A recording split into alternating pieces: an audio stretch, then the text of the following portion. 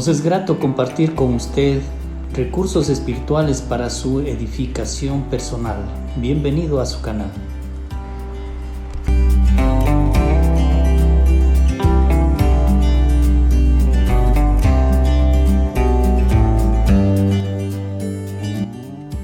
En Lucas capítulo 13, los versículos del 1 al 5.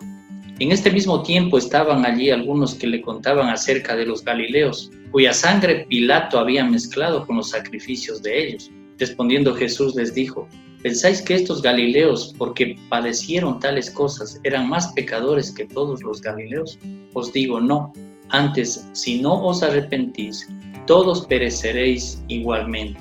O aquellos 18 sobre los cuales cayó la torre en Siloé y los mató, ¿pensáis que eran más culpables que todos los hombres que habitan en Jerusalén?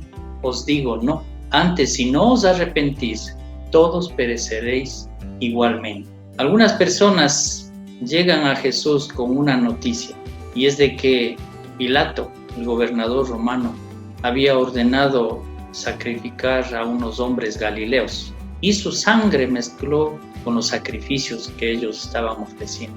Esta es una tragedia. Es una crueldad de parte de este gobernante romano.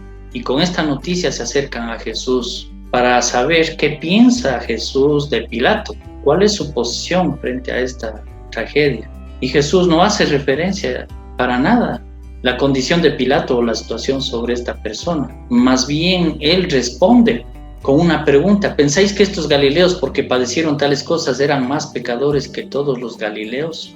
Jesús primeramente alude al hecho de que muchas veces nosotros pensamos que cosas malas le suceden a personas malas y tenemos la consideración de que si a mí no me pasa nada malo, entonces yo soy una persona buena o no tengo problemas con Dios. Pero Jesús quiere enseñarles otra cosa muy diferente, y es en el sentido de que no está interesado él en dar opiniones políticos, sociales, como fue este acontecimiento de esta masacre. Jesús está interesado en la salvación de estas personas, de las que le están abordando a Jesús. Y les dice: os digo, no eran más pecadores que los demás galileos. No tiene nada que ver con el pecado, esto que les ha sucedido.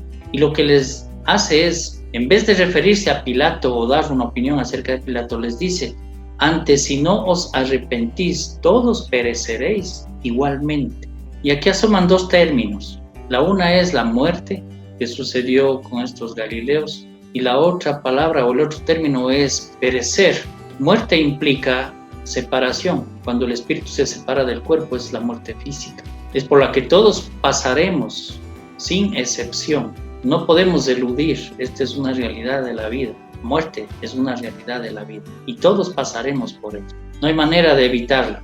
Pero perecer significa estar separado eternamente de Dios después de la muerte. Y eso sí podemos evitar. Eso depende de nosotros, depende de usted y de mí. Lo que Jesús les quiere decir: oigan, no se preocupen de Pilato, preocúpense de ustedes. Si ustedes no se arrepienten, también van a perecer. Y es un llamado para usted y para mí, que si no nos arrepentimos, tal vez pasaremos una eternidad alejados de Dios. Pero esta es la oportunidad. En el verso 4 en adelante dice: o aquellos 18 sobre los cuales cayó la torre en Siloé y los mató, ¿pensáis que eran más culpables que todos los hombres que habitan en Jerusalén? Otro acontecimiento, es una tragedia de la vida. Podríamos decir en términos comunes, en términos que conocemos nosotros, o en la manera de pensar nuestra, podríamos decir: qué mala suerte. Estuvieron ahí debajo de la torre, cayó la torre y murieron. No tiene que ver nada con la suerte. Tampoco tiene que ver con qué grado de pecaminosidad tenían estas personas. No, para Dios no es el pecador y el más pecador. Para Dios el pecador es, sea pecado pequeño, sea pecado grande, es un pecado. Pero la enseñanza de Jesús va en el sentido de que no, ellos no eran más pecadores que los demás habitantes de Jerusalén. No eran. Antes, si no os arrepentís, les vuelve a decir, todos pereceréis igualmente. Entonces Jesús les está hablando acerca de un requisito importante para no perecer, que es el arrepentimiento. Mire que arrepentimiento no es un cargo de conciencia, no tiene que ver con lo temporal, no tiene que ver con un dolor, una pena, una tristeza que me da por X cosa que haya hecho o haya ofendido a Dios. No, el arrepentimiento tiene que ver con un cambio, con un giro de vida, un cambio de mente demostrado en una nueva forma de proceder y de vivir. Y eso es lo que Dios espera de cada uno de nosotros, de usted y de mí, que nos arrepintamos, que tomemos el camino correcto. Y aunque tengamos que pasar por la muerte, pero que no perezcamos. Es decir, que aunque tengamos que pasar por la muerte y pasaremos por ella, pero que estemos eternamente unidos con Dios.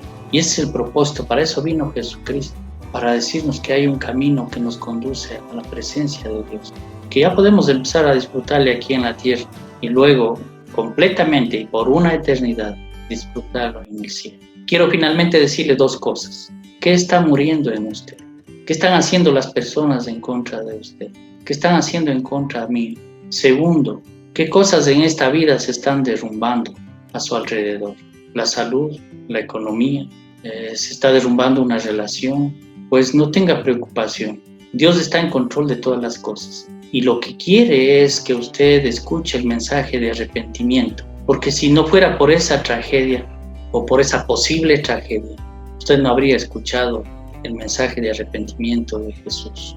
Pues tal vez ese sea el único propósito para esta circunstancia, para esta situación por la que tal vez está atravesando usted. Pero será una bendición cuando usted tome el camino correcto, el camino apropiado, haga la voluntad de Dios y entonces no perecerá, no pereceremos. Estaremos siempre juntos con Dios, juntos con el Señor.